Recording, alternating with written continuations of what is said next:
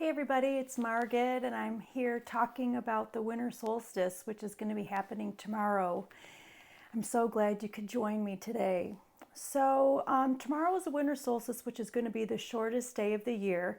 Since around October, the days have been getting shorter and shorter and shorter. So we've been in kind of a period of contracting.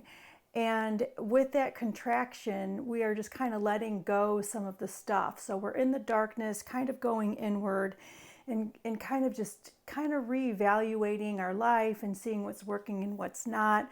A lot of us, maybe this fall, we're going through drawers and closets and just kind of reorganizing and getting rid of things that no longer serve us anymore. So as we go into the darkness, this is the really the inward part. There is going to be, the next day is going to be a beginning of an opening of a little bit like a crack of light. And that brings me back to my cycles, which I love to talk about, and back to this ancient Irish goddess that I wanted to talk to you about today, because she's all about openings. So I brought this ancient goddess. She's an ancient Irish goddess. Her name is Shiela, and she is Celtic, and she's seen across many, over 70 churches from the 12th century, all over Ireland and England. And I brought her to my circle because we were looking at ways that we wanted to open up in the new year. After the winter solstice. This is a good time for endings and beginnings, and that brings us to this Irish goddess. And here she is. She comes from this beautiful deck of the goddess oracle. The illustration is by Henra Janto. And here she's seen in a crouch position and opening up her vulva. But in ancient times, she's seen more like this above, where she's bald, big eyes, kind of dysmorphal anatomy, opening up her vulva. But that is the inspiration, the life force. So as we go into this place of darkness, we're coming also into the light.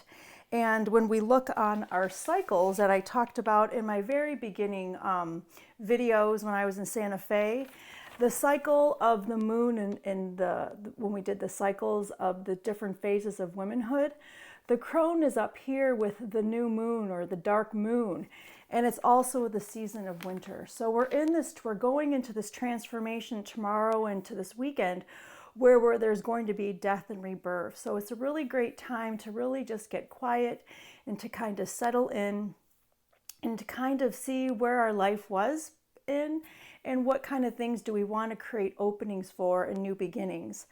And so there's a lot of work that happens when we're contracting and letting go, and there's also a lot of work when we're opening and stretching and bringing inspiration or creativity into the light. So this is really a very pivotal time, a time where there should be some rest and some just allowing to be still. It's if you think about that transport between death and life, there's a lot of stillness in that. And like when I was talking about the liminal space. So over the weekend, it would be great if you could just take a little bit of time and explore that process of death and life and see and maybe meditate with Shiela and see where she will be leading you to and what kind of openings that are possibilities are for you in the next year. So by being still, we're able to listen and to see where those are sitting with us that we want to bring into the light.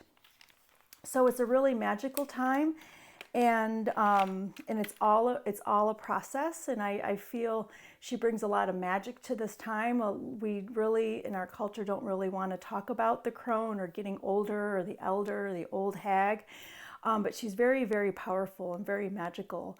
Where there's death and life within her all the time. So by calling her in and meditating with her, she will be able to kind of steer you into the direction of this new year. I believe 2020 is going to be really powerful for many of us out there. So just be gentle with yourself. We have been working really hard in the darkness, and we'll be working really hard again in the spring to bring out that inspiration and creativity that's living within us. So just really, I hope you all have a beautiful holiday and get to be able to rest and enjoy your loved ones, and really taking time for yourself to enjoy the stillness. Merry Christmas and Happy New Year.